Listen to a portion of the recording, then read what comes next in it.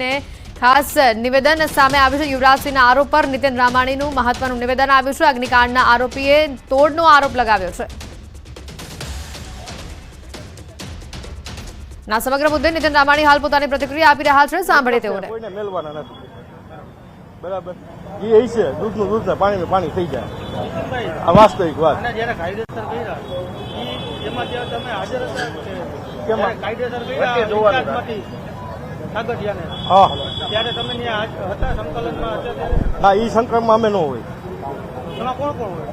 એમાં એ મુખ્ય હોય, સંસદ સભ્ય ધારાસભ્ય જે હોય, પ્રમુખ મહામંત્રીઓ નહીં બધા એ હોય। કાયદેસર કરવા કેટલાક નેતાઓના છોકરા પણ નાના વહીવટદાર હતા સાગરિયાના, એ વાત સાચી? એ ખબર નથી આપણને કોઈ જાય। જવાબદાર તમે બાંધકામ સમિતિની જે એમાં આવ્યા પછી તમે શું શું જોયું આટલા સમયની અંદર? ક્યાં ક્યાં ભૂલો તમને દેખાણી? તમે સરકાર બાંધકામમાં નહીં, આવાસમાં હો, અમે આવાસમાં મારે જોડવાનું, જેટલા આવાસની અંદર ફાયર બ્રિગેડના સાધનો નથી, આપણી આવાસ છે અમારી હાઉસિંગની, એમાં આપણે એને સૂચન કરવાનું હોય હવે 7 તારીખ પછી। નીતિનભાઈ તમારું તમે જે રીતે કર્યા છો કે સાગઠિયાનું સેટિંગ, તો તમે સરકારમાં જાણ કરી દીધી કે નહોતી? ના, એ તો વર્ષોથી હાલે છે આંધું। એમને શા માટે નહોતા? શા માટે નથી? સરકારમાં આવો ભ્રષ્ટાચાર ચાલી રહ્યો છે, શા માટે? સરકારના ધ્યાનમાં એ નથી મળ્યું, અમે એ અમારી ભૂલ કહેવાય।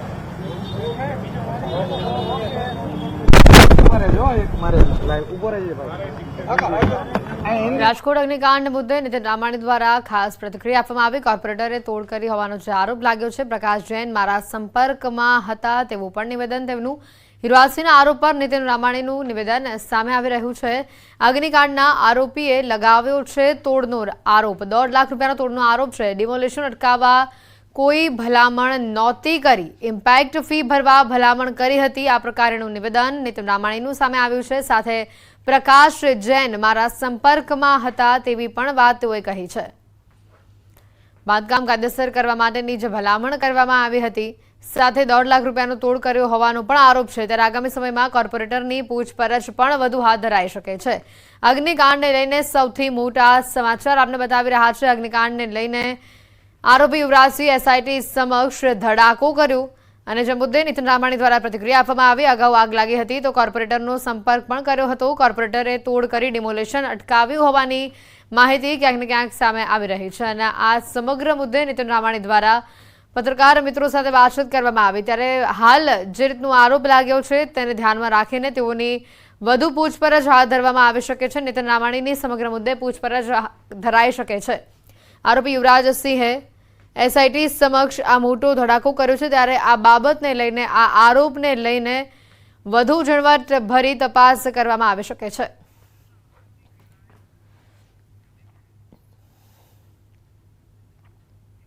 જે રીતની માહિતી આવી રહી છે આ મુદ્દે વધુ જાણકારી મેળવીશું। હાર્દિક અમારી સાથે સંવાદદાતા સીધા અહીંયા જોડાયા છે। હાર્દિક, સૌથી મહત્વની વાત, એક તરફ તોડકાંડનો આરોપ અને બીજી બાજુ નીતિન રામાણીનું નિવેદન, વધુ માહિતી શું?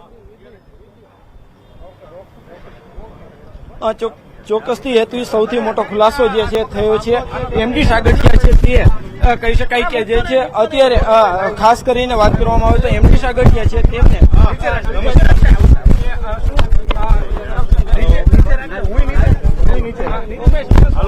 શું કહેશો તમે કરપ્શનનો આક્ષેપ કર્યો છે? નીતિનભાઈ શું કહેશો અત્યારે કરપ્શનનો આક્ષેપ કર્યો છે? એ ખોટો છે। હા, હાલો નીતિનભાઈ બોલે છે, હા નીતિનભાઈ શું કહેશો? આક્ષેપ કર્યો છે લાઈવ અમારે લાઈવ છે, હાલો લીધો હા બાપુ મારે લાઈવ ચોક્કસથી હાલ જે રીતના વાત કરવામાં આવે તો આપણે ફરી એક વખત નીતિનભાઈ સાથે વાત કરવાનો પ્રયાસ કરીશું। ખાસ કરીને નીતિનભાઈ રામાણી છે તેમણે સૌથી મોટો આક્ષેપ કર્યો છે। તેમનો આક્ષેપ એ રીતના છે કે જે છે એ એમડી સાગઠિયા તેમના દ્વારા જે છે કે કરપ્શન કરવામાં આવતું હતું, આર્કિટેક્ટ મારફતે જે છે એ કરપ્શન કરવામાં આવતું હતું।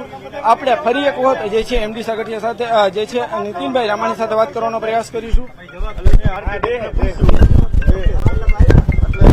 મેં કીધું ભાઈ તમે આર્કિટેક્ટ એના કાગળિયા કઈ નથી આપતા। હા હા હા હા તો જે રીતે આખી આ ઘટના સામે આવી છે, પત્રકાર મિત્રોના સવાલનો જવાબ ક્યાંક ને ક્યાંક તેઓ આપવા માટે જાણે સમર્થ ન હોય તે પ્રકારનું ત્યારે વલણ તેઓનું સામે આવી રહ્યું છે. એક બાજુ આરોપ આવી રહ્યો છે ત્યારે બીજી બાજુ આ આરોપ સામેની પ્રતિક્રિયા નીતિન રામાણી પાસેથી લેવાનો ટૂંક જ સમયમાં પ્રયત્ન પણ કરીશું.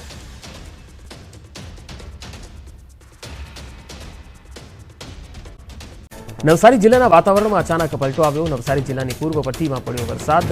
ગણદેવી ભીલીમોરા વિસ્તારના કેટલાક ગામોમાં વરસાદ.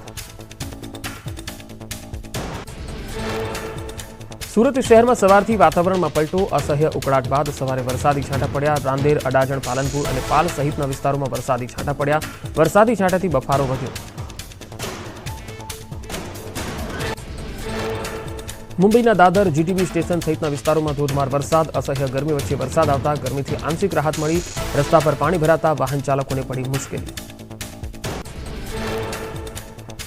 મુંબઈમાં ધોધમાર વરસાદથી ઠેર ઠેર પાણી ભરાયા. ભારે વરસાદ બાદ રસ્તાઓ પાણી થયા. રસ્તા પર પાણી ભરાતા અનેક વિસ્તારોમાં ટ્રાફિક જામની સર્જાઈ હતી સ્થિતિ. મહારાષ્ટ્રના મુંબઈમાં મેઘરાજાએ કરી સવારી. શહેરના માટુંગા વિસ્તારમાં વરસ્યો વરસાદ. વરસાદને પગલે રસ્તા પર પાણી ભરાયા. પાલનપુરમાં શહેરના વોર્ડ નંબર 6ના વિસ્તારો કોલેરાગ્રસ્ત જાહેર. જિલ્લા કલેક્ટરે જાહેરનામું કર્યું પ્રસિદ્ધ. અસરગ્રસ્ત વિસ્તારની 2 કિલોમીટર સુધીનું ક્ષેત્ર કોલેરાગ્રસ્ત તરીકે જાહેર.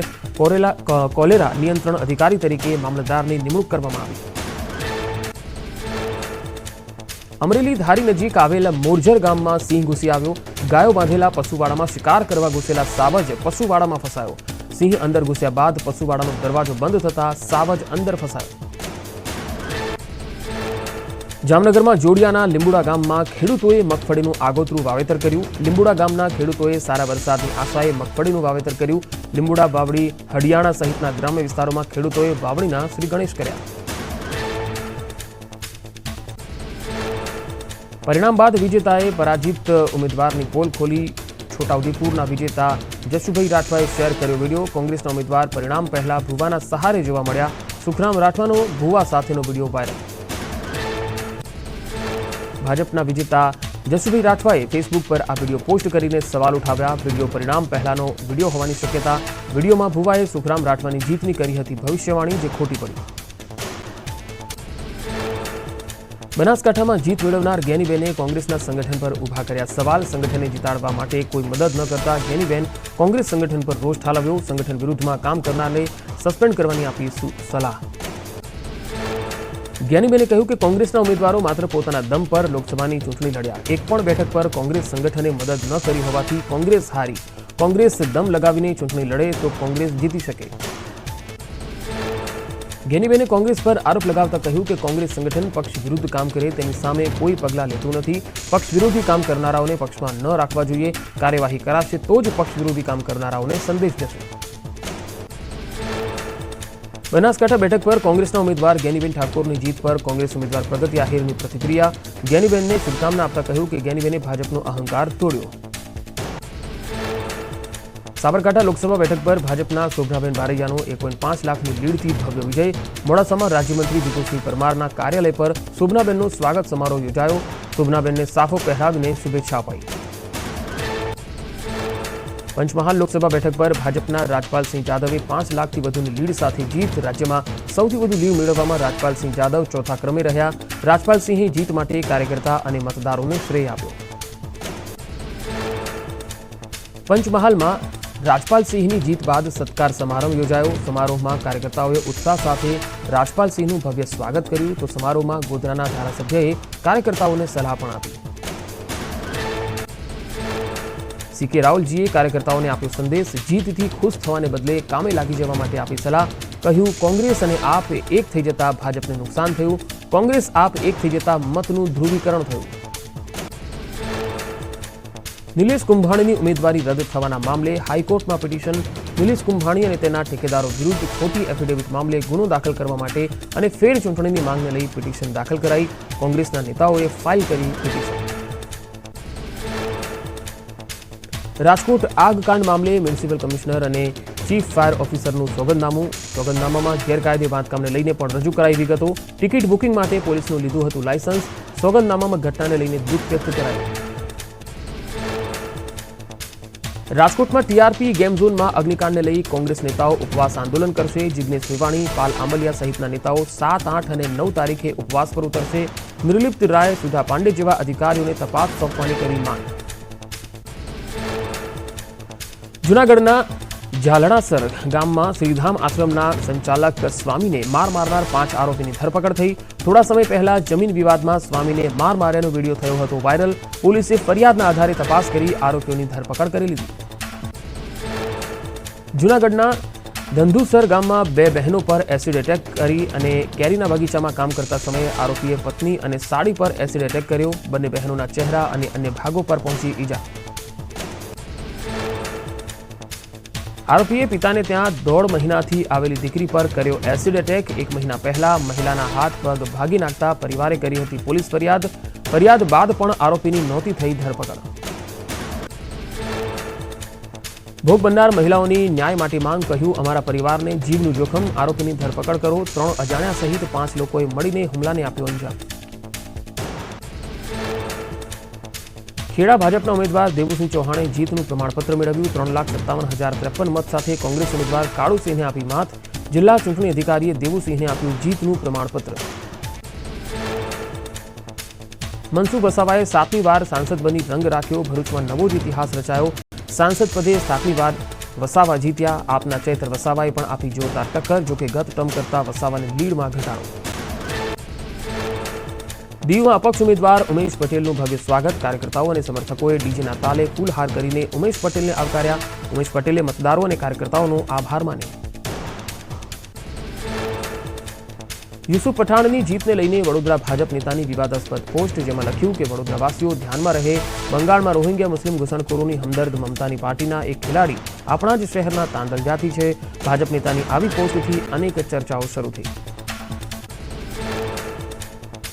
અમદાવાદમાં મુખ્યમંત્રીના કાર્યક્રમમાં ફરી જોવા મળ્યા કોંગ્રેસ નેતા. ગોમતીપુર વોર્ડના કોંગ્રેસના કોર્પોરેટર ઇકબાલ શેખે કહ્યું કે એએમસીના કાર્યક્રમમાં આવ્યો છું. કાર્યક્રમમાં કોંગ્રેસ કોર્પોરેટરની હાજરીથી રાજકારણમાં ચર્ચાનું બજાર ગરમ.